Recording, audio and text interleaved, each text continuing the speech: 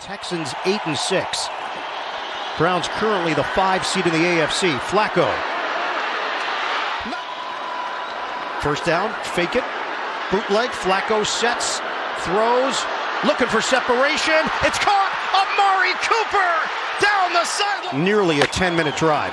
Flacco on time. Impressive start for Indianapolis continues, and here comes that Cleveland defense.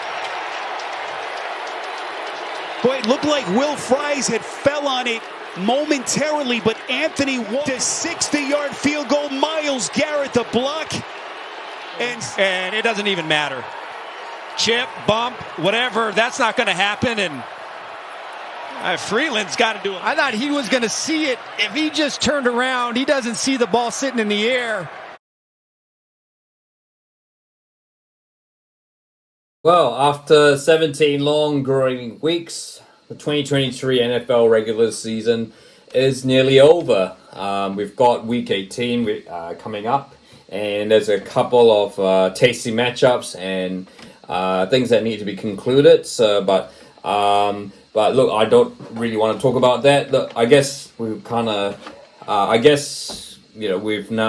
obviously know who the number one seeds will be. We know that Baltimore Ravens are, will be the top dog in the AFC, whereas it'll be the San Francisco 49ers for the NFC. And look, unless whether whether you're just looking at the Super Bowl logo and thinking it's looking like it's been scripted to be a Niners Ravens Super Bowl like it was about 10 years ago, or you just look at it objectively from a football point of view, both the Niners and the Baltimore Ravens are undoubtedly the two best teams in the NFL, and surely these would be the two teams to beat when the postseason starts the next weekend. But there is one team that has kind of got me a bit excited, and kind of one that I'm sleeping on. Look, I think a lot of fans are probably, and I think, to be fair, I think a lot of other fans are kind of maybe sleeping on them, and yeah, that is the Cleveland Browns. And I thought there's a couple of things which I'll share, and there might be some footage, but there might not be, because I do not want to get a copyright strike from the NFL. But yeah, look, the Cleveland Browns have been... The Cleveland Browns obviously have had a rather spotty last couple, decade or 2 decades since they were readmitted into the NFL. Of course, if you recall, the original Browns was franchise owned by Art Modell was moved to Baltimore and became the Baltimore Ravens. The Cleveland Browns name and the history all remain in the city of Cleveland, in the event of a future revived Cleveland Browns, and that's what's happened.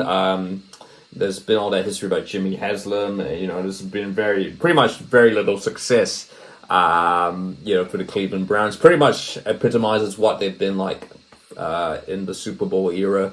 Of course, they are, people know really they are one of the sort of like you think NRL, they're like the South Sydney Rabbitohs, I guess, or Canterbury Bulldogs, sort of a team that has had success in the past, but not in the era that's really mattered. But yeah, look, I guess in recent times, under Kevin Stefanski, who I'm going to talk a bit more, and look, I think even though the Haslam's are still there, and there is a lot of... they do get a lot of... They certainly have been criticized. Certainly, for instance, the Deshaun Watson, signing up Deshaun Watson on a deal which, in hindsight, now looks like they have paid, like one of the worst deals in the NFL and in NFL history, apart from Russell Wilson to the Broncos. But yeah, look, I mean, it in a way, whereas they got Deshaun Watson wrong, like they have. Many other things have been gotten right. Okay, and look, I guess, take the one thing that one area they've definitely got right, and I guess they kind of have to have been in the AFC North. It's the defense, and I think people have been talking about the Dallas Cowboys drawing blame with all those interceptions. They're talking about Tarpon and the whole Cowboys defense, how elite it has been. But Myles Garrett for me has been the defensive MVP for 2023. And it's not actually a criticism of his teammates at all. I think you've got someone like Jeremiah Wasu Oromoa who's made a whopping 101 tackles. He started 16 of every single game for the Browns. You've got like Delpit, Taki Winsome, Newsome. Sorry, it is those guys. I think those guys are probably are the most underrated defenders in the league, but Myles Garrett just seems to elevate them into a different level. Myles Garrett is nowhere on top of any of the stats that you might see, but I think what you can see is more his leadership abilities. The way he just seems to elevate. He seems to elevate a good defense into something that's excellent, and that's why Cleveland is the number one defense in the league. And I guess the other thing is as well. It's their offense. I think. Look, it was a big loss losing Nick Chubb. He was clearly their best running back, but incredibly, that seems to the offense seems to have put that aside, and up steps Jerome Ford, who has had an incredible season in the wake of Nick Chubb's horror injury. Sort of earlier in the season, he's ran for 807 yards for 4 touchdowns, and of course, and being able to have Kareem Hunt as well as to support. Jerome Ford, I guess now is the number one running back. There was sort of a reason probably why Kareem Hunt was they did allow him to kind of go consistently, but look, I guess it is good having Hunt there as backup. And there's a couple underrated players in there. Amari Cooper had that big game the other week, but although that kind of feels more like sort of like a bit of a spike amidst pretty much a flat line. But look, Amari Cooper was is still a fine, talented wide receiver. He's been in the league. And and certainly I think he in the playoffs. I think he could potentially be able to find that spike he did the other week. And I think I'll mention the reason why for that. And look, the offense has done truly remarkably well, even though they've had 3 quarterbacks. It's the sort of scenario that would break a team. You look at the Cincinnati Bengals, how they've started, credit Jake Browning, but he's not quite Joe Burrow. You see other, lesser teams changing their quarterbacks. My Patriots, for example, with, it really unsettles the team. But not the Cleveland Browns. The quarterback just feels like a bit like an accessory. Almost a bit like the San Francisco 49ers, no disrespect to Brock Purdy. Brock Purdy, I think it kind of feels like the offense is set up so that, whichever quarterback gets in, whether, it's Deshaun Watson, DTR, or Joe Flacco, it is, the offense is actually able to function. And in fact, I guess, and then we get to Joe Flacco, of course. 39 years old. Still playing in the league, and it looks like he might be on the verge of a burst of form, the same burst of form that saw him win the Super Bowl MVP back in 10 years ago for the Baltimore Ravens. Flacco has always been a great QB. He's had a couple. He's obviously at 39. He's not quite going to be what he was 10 years ago, but he's the guy won an MVP for there is a reason why he won MVP all those years ago, and there is a reason why the Baltimore Ravens drafted him back in all those years ago. He's had, obviously, I think, going to the Jets and all those different franchises, he's pretty much gone there as a backup. But really now at the Cleveland Browns, he's been given this opportunity, and boy, has he taken it pretty well. I think it's the fact, and I guess, the fact that he has got some of these sleeping giant of like Amari Cooper. I think the other person I kind of raged on with Peoples-Jones. He's got David Njoku, who I think is probably the best tight end in the AFC. No offense to Travis Kelce. And yeah, look, I think certainly, yeah, it seems that it's an accidental marriage in heaven, I should say, because Flacco is known as the arm punter, really.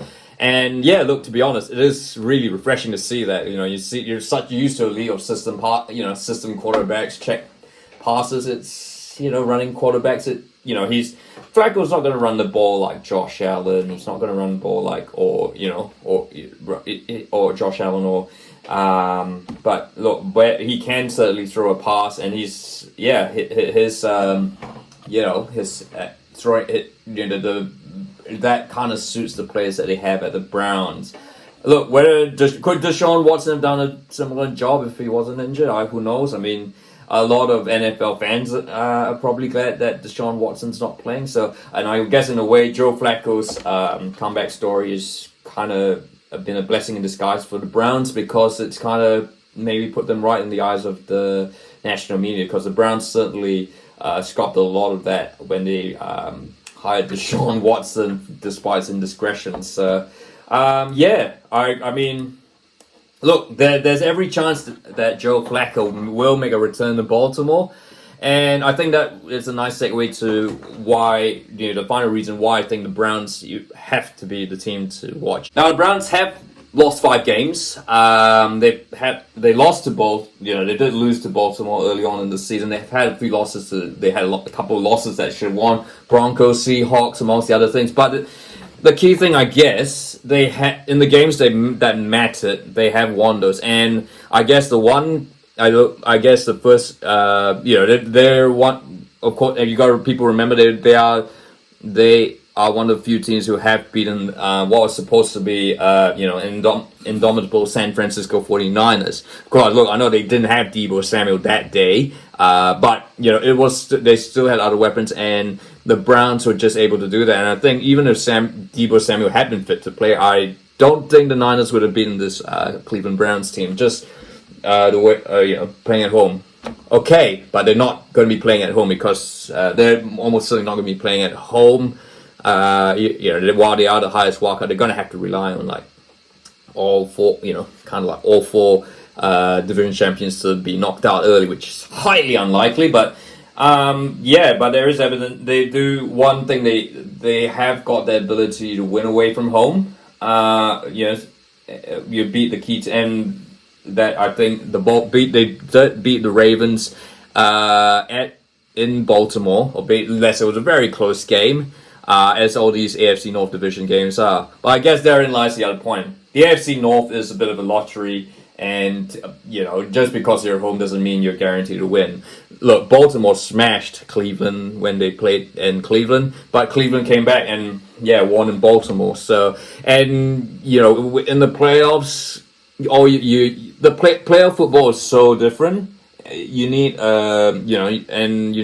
what you need is a more all around.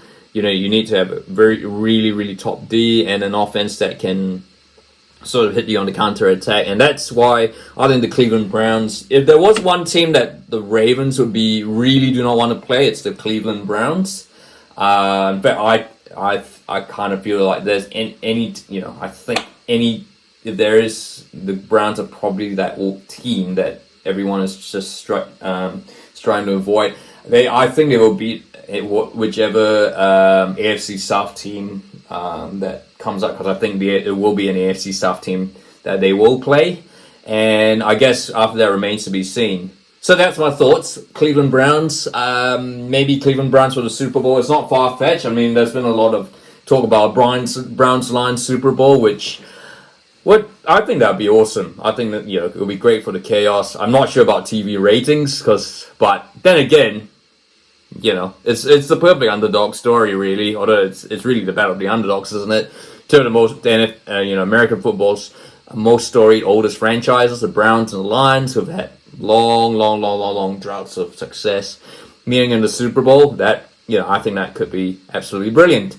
But what are your thoughts? Is it pretty much Ravens Niners to meet in Vegas in February, or could the Browns really spoil, for that matter, the Lions or the Cowboys? We're coming up to that postseason period. It's probably the best time in the NFL.